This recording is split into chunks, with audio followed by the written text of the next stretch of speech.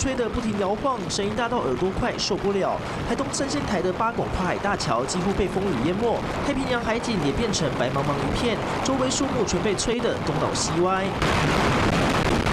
光是透过影像就能明显感受到台风的强大威力。海葵台风中心3号下午从台东登陆，不少网友在家防台，透过线上的东海岸即时影像观看摇滚区。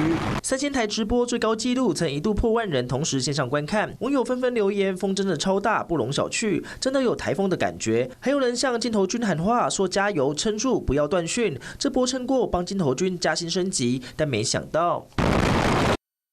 三仙台镜头君似乎撑不下去了，最后在下午1点40分左右，因为停电断讯，网友只能为镜头君默哀。而花莲赤科山的金针花海直播也遭遇台风肆虐，镜头君不断摇晃，后来也因为网络电力因素暂停服务。至于全台最强的镜头君，非他莫属。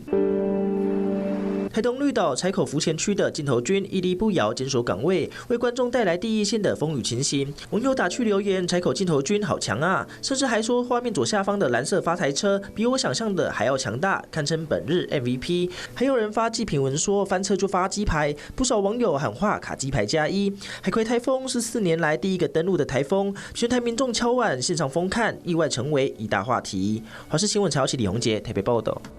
Hello， 我是蒋欣梅。想要抢先掌握最及时的新闻资讯吗？赶快订阅、按赞、开启小铃铛，锁定华视新闻 YouTube 频道。